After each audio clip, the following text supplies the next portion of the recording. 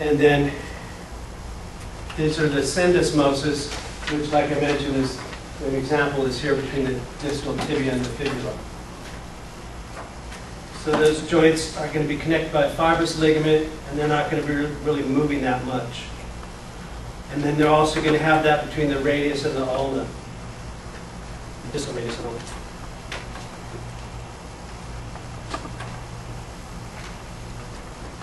And then the third type of a fibrous joint is going to be a gomphosis. So does that sound like gums? Yeah. So it's in your teeth. Okay. So then there's a periodontal ligament down at the bottom there. So it's basically a peg that fits in a socket. So those are going to be the teeth. Okay. So then we talked about three different fibrous types of joints: the sutures in the skull, and then the syndesmosis, which is a joint that's held together tightly by a ligament that doesn't really move that much, and then you have gomphosis. So those are the three fibrous joints. Okay? So now we'll talk about cartilaginous joints.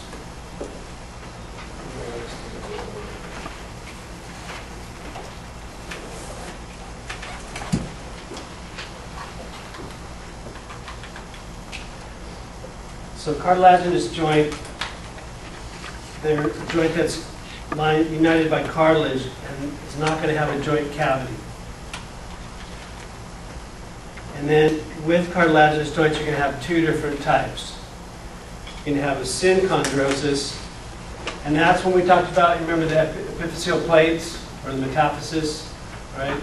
That's a joint where it's joined, where there's a cartilage line there, and that's where the bone grows. So you're not really going to have any movement there. So that's a cartilaginous joint, or synchondrosis. And then the other type is a symphysis. So you've heard of the symphysis pubis, right? So that's going to be a cartilaginous joint where it's growing together. So then the joint surface is covered with cartilage, and then the cartilage fills it in between. So it's basically a joint that's filled solid with cartilage. Okay. So that's going to be the symphysis pubis, and then also the intervertebral discs. All right, so we're still talking about joints the way that they're classified by structure. So we talked about fibrous joints. You have three different kinds of fibrous joints. Now we talked about cartilaginous joints. Then you have two types of cartilaginous joints. And cartilaginous joints are joints that are joined by cartilage. So you either have the synchondrosis, which is the epiphyseal plates, or also called the metaphysis. And that's where the hyaline cartilage is joining the bone. So remember we talked about before where you have the spongy bone, and then the way that it grows is that it has a cartilage layer in between. The cartilage grows, and then that becomes bone. And that's how long bones grow, and that was at the epiphyseal plates. Right? Then we talked about symphysis. That's the other type of cartilaginous joint. And that's where you have two surfaces of a joint, and they're lined with cartilage, and the cartilage fills the whole joint. So there's no true joint cavity. And that's going to be the symphysis pubis. There's a few other joints that are going to have discs that we'll talk about, like the sternoclavicle, sternoclavicular, and then also here, and then the intervertebral discs. So those are cartilaginous joints. The disc has its own structure, like we talked about before, where you have the nucleus pulposus and the annulus fibrosus. So then now that moves us to the synovial joints. Okay, so three different ways joints are structured. Two of them don't have any joint cavities. One is filled with fibers, the other is filled with cartilage. So now we're going to talk about synovial joints, and those are joints that have a true joint cavity. And that's going to be most of the joints that we're going to be talking about in the body. Are going to be synovial joints.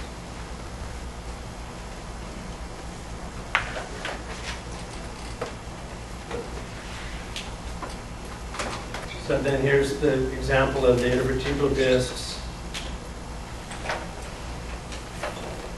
And so now synovial joints, so here you can see there's going to be a fluid-filled cavity.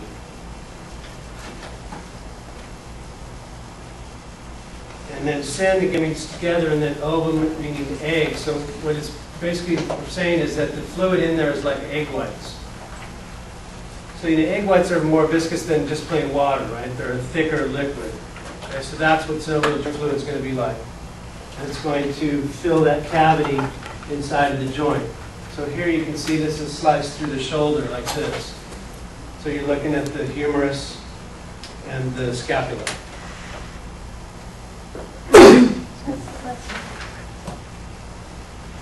So again, most of the limb joints and most of the joints in the body are going to be synovial. There's some of the other ones, like we talked about, the fibers and the cartilaginous, that are in the axial skeleton.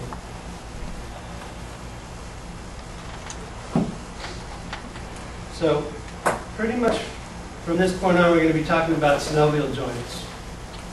Right. So now we'll talk about more specific characteristics of synovial joints. Actually, so that's not on here, but there's general structure that all synovial joints are going to have. So what's going to line the articular surface of the joint? Cartilage, right. So you're going to have the joint here is going to have a cartilage surface, and then it's going to articulate with another surface that's lined with cartilage. And then it's going to have a joint space in the middle, and that's going to be filled with synovial fluid. So synovial joints are fluid-filled joints. And then they're going to have articular capsule. Because if you just had a joint surface, there's got to be something to hold that joint liquid in. Right? So there's articular capsule that surrounds the joint. And then that capsule is going to have two layers. It's going to have an outer fibrous connective tissue layer and then an inner synovial membrane, or an epithelial layer. And then again, inside of that joint capsule, inside of that joint cavity, there's the synovial fluid. So all synovial joints are going to have articular surfaces, articular cartilage, the synovial cavity, and the synovial fluid. Then they're also going to have ligaments that are going to hold the joint together to give it stability. Right? Because the synovial joints are the more mobile joints in the body, but they also have to have some support or strength. So that's where you're going to have the ligaments that are going to hold them together. So as the chargers know, ligaments are important for your knee, right? Okay? We'll talk more about knee ligaments later on. So the word ligament, or as ligare, means to bind. So it's basically like bandages that are holding the joints together. And they're going to add stability to the joints. And then there's going to be other structures that you may find in some joints. The things that we mentioned up to this point, pretty much any of the synovial joints you have. But there are a few structures that some joints will have in addition to that. Like, has anybody heard of the meniscus in the knee? Right? Have medial meniscus, lateral meniscus. So that's just something that adds another layer of stability. Instead of having two flat surfaces of the knee or cartilage, the articular surfaces here, you have kind of a wedge, a semicircular wedges that goes in and adds more stability to the joint. And we'll talk more about knee meniscus later. And then also there's some other joints that are going to have discs. Like we mentioned, you have the intervertebral disc, but also you have a disc in the temporomandibular joint. You have a joint at the distal ulnar, at the arnocarpal joint. And then also they're going to have friction-reducing structures, because there's a lot of movement at joints, and so there has to be something to help reduce the friction. So you're going to have things like bursa, and then tendon sheaths. Right.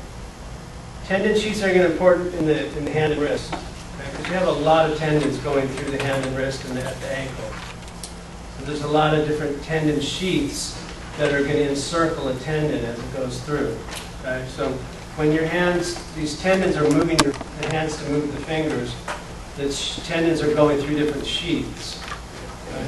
So it's not actually in the actual joint cavity per se, but it's related to the synovial joints.